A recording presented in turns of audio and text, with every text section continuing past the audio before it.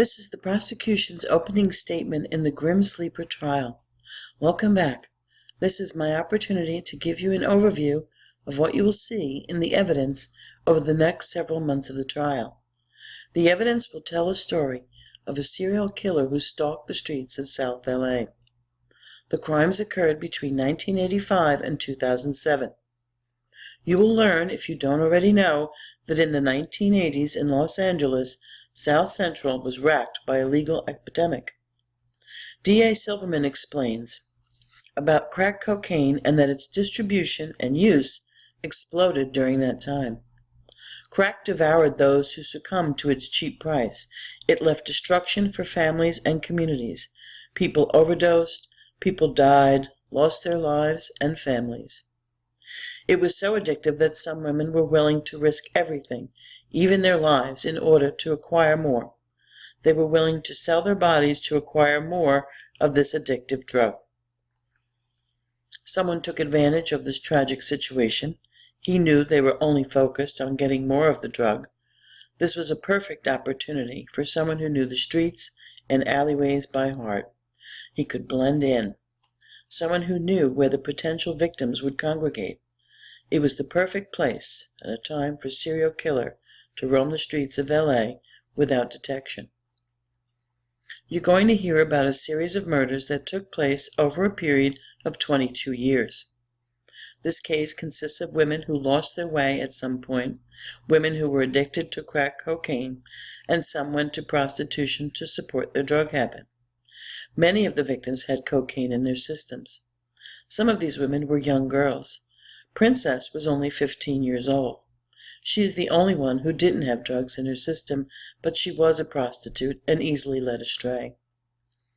Alicia Alexander was just 18 when she was murdered. The victims did not know each other, but they were easily led. They were African American women and girls, dumped in alleys in South LA, dumped like trash, their bodies concealed, covered, hidden, and in various states of undress. They had no identification, and they were killed elsewhere. D.A. Silverman explains the term body dump to the jurors. Most of them were in various stages of undress, some missing bras, some shoes, some completely naked when found. No one had identification. They were all taken to the morgue as Jane Does. All were killed elsewhere. The cause of death was gunshot wound or strangulation. Gunshot wounds with a similar trajectory. Some were strangled, but almost all were shot to death. Janica Peters was shot in the back. No bullet casings were found at the scene. All were connected by forensic evidence to the defendant, by DNA or firearms evidence, or both. To give you some context, this is the timeline. 8 of the murders occurred from 1985 to 1988. Then it happened again in 2002 to 2007. While these unsolved murder cases grew cold, what you're going to hear is scientific technology was evolving, and tremendous advances had been made over the years. As the time passed, 8 of the victims were linked by firearm evidence. Both the LAPD and LASD reviewed the firearm evidence and came to the same conclusion. All the victims were shot with the same .25 automatic firearm.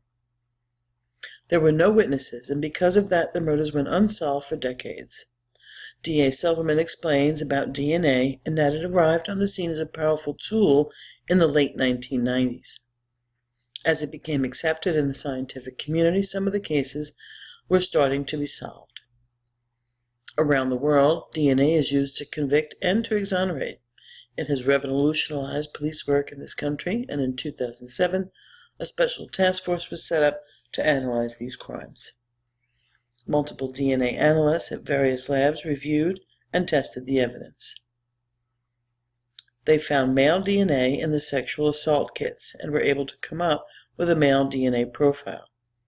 What was significant in solving the case is an unknown but identical male DNA profile, meaning each of them had intimate contact with the unknown man. D.A. Silverman explains that when evidence is different in different cases match is sometimes referred to as a case-to-case match. D.A. Silverman now goes over each crime, when it occurred, the victim, how they were found, what the autopsy revealed, and what the toxicology results revealed. Warn you about what you are about to see in this case. The evidence in this case, I warn you, is extremely disturbing. But you need to pay attention to each of the crime scenes. There is an exhibit on the overhead screen, and you will be given a copy of the exhibit. It will assist you in keeping track of the victims and the counts in this case. Silverman explains the columns in the document they will get: the law enforcement number, the coroner's case number, the sexual assault kit case number. The first victim was Deborah Jackson. As D.A. Silverman is speaking, up on the screen we are seeing images of the first victim, Deborah Jackson. Saturday, August 10, 1985, Deborah was found dead in an alley. She was discovered lying against a fence under a carpet remnant. Her right leg and arm were sticking out from under the carpet remnant. In the photo I can see that she still has some clothes on, pants, shoes, and her shirt is partially on. Since Deborah was in decomposition, no sexual assault kit could be taken. Autopsy concluded cause of death was 3 gunshot wounds to the left chest. There are photos up on the screen taken of Deborah after she had been washed and cleaned for the autopsy. The coroner removed 3 bullets from her body. There was burning stippling around the wounds, indicating that they were close contact wounds. Toxicology was positive for alcohol and cocaine. The coroner who performed the autopsy has died. Another coroner will testify in his place. The bullets were analyzed and compared side by side. The same firearm was used to kill 7 other victims in this case. Victim number 2 was Henrietta Wright. 1 year after Miss Jackson, in 1986, Henrietta was found in an alley on Vernon Avenue. She also went by the name Henrietta Bush. Photos are shown here where her body was found. She was lying near a fence in the alley. She was wrapped in a green blanket covered with a mattress similar to Jackson. A long-sleeve shirt was used as a gag stuffed into her mouth. Her pants were unzipped, she was wearing no shoes, and the autopsy of Miss Wright concluded that she died as a result of 2 gunshot wounds to the chest. There was char or burn skin around one of the wounds, indicating again that the gun was placed near or against the chest. Toxicology report shows cocaine and alcohol, and the coroner is unavailable, and so another will testify in his place. The same .25 automatic used to kill Wright was also used to kill victim number 3, Barbara Ware. On Saturday, January 1987, Barbara Ware was found in an alley 5 months after Wright was found. Ware's body was concealed underneath garbage. A trash bag covered her upper torso like the other victims. There was no identification with her body, and she was labeled a Jane Doe. Coroner's criminalist Lloyd Mahaney collected the sexual assault kit. Mahaney has passed away, so another will testify in his place. There are autopsy photos up on the screen. When the autopsy concluded that Ware died from a fatal gunshot wound to the chest, there was sooting on her clothing. Toxicology screen test positive for cocaine. Firearms examiner determined the same .25 automatic used to kill Ware was used in the murders of Deborah Jackson and Henrietta Wright. DNA experts analyzed items in sexual assault kit. An oral swab was taken. A buccal swab from her mouth was found to contain sperm. DNA male profile from the sperm matched to the unique DNA profile belonging to the defendant, Lonnie Franklin. Victim number 4, Bernita Sparks. March 1987, the same detective from the Wright case was called out. Bernita was found in a trash dumpster. This is the first one hidden behind trash bags and a wooden board. Her shirt was off and she had no pants or panties. Initially documented as a Jane Doe until identified. Dr. Harold collected the sexual assault kit. She is retired but will testify about the collection. Pay close attention to Dr. Harold. She has expertise in many fields and is a wealth of information. She's also quite a character. The autopsy concluded she was hit in the back of the head. The coroner removed a bullet. Toxicology tested positive for cocaine and alcohol. The coroner who performed the autopsy retired, and another will testify. The same .25 automatic was used to kill Bernita Sparks as the previous victims. Victim number 5 was Mary Lowe. 6.5 months later, Mary Lowe was found, November 1987. She was found in an alley next to a cinder block wall and hidden in some shrubbery. She was face down. Her pants were unbuttoned and half unzipped. No underwear, but was wearing a bra, and there was no identification on the body. Lloyd Mahaney collected the criminal assault kit, and another employee who worked alongside him on this case will testify. Autopsy found the same cause of death as the others, gunshot wound to the chest, noticed stippling on the chest, shot at close range, toxicology screen positive for cocaine and alcohol. Firearms examiner determined it was the same firearm killed Mary Lowe as all the others. Victim 6, Lakika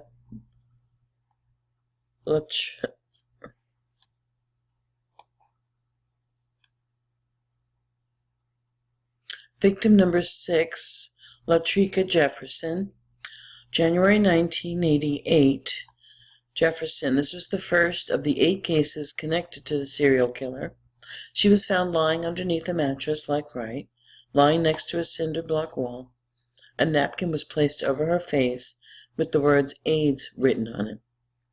She had pants and shirt but no undergarments. Her body transferred before evidence photos were taken. It was believed she died due to a drug overdose rather than murder.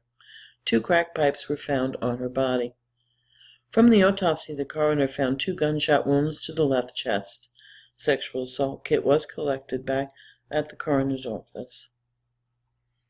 Dr. Seltzer removed 2 fired .25 caliber bullets from her body. Toxicology report showed she tested positive for cocaine and alcohol. Firearms examiners determined it was the same firearm used as the murders investigated by the LAPD, examined the sexual assault evidence, and male DNA profile from the swab matched the defendant's unique profile. Victim 7, Alicia Alexander. Victim number 8, sole survivor, was Anitra Washington.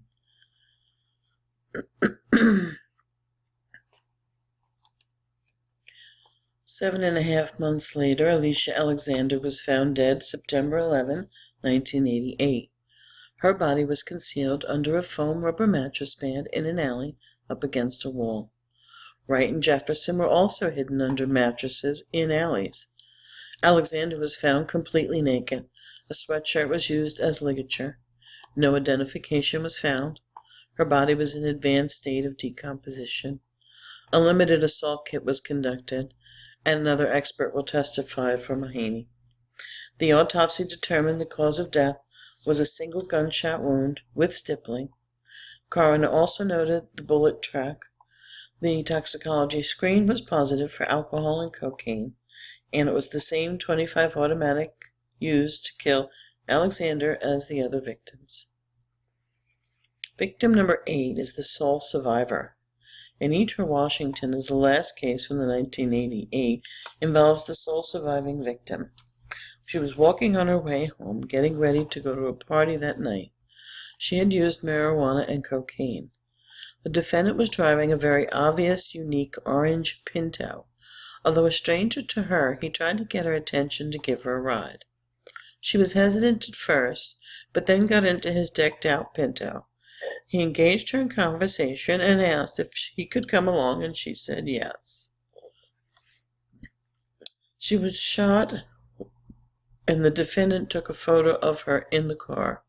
She got to her friend's house and collapsed on the front porch.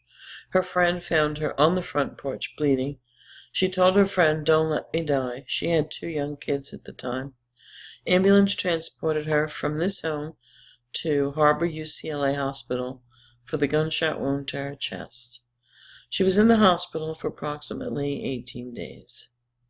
Doctors removed a fired .25 caliber bullet picked up by LAPD evidence and transferred to the lab. She gave detailed accounts about what had happened. She gave details about the orange Pinto and descriptions about what it looked like. Over the time that has passed she had blocked out some of the memory.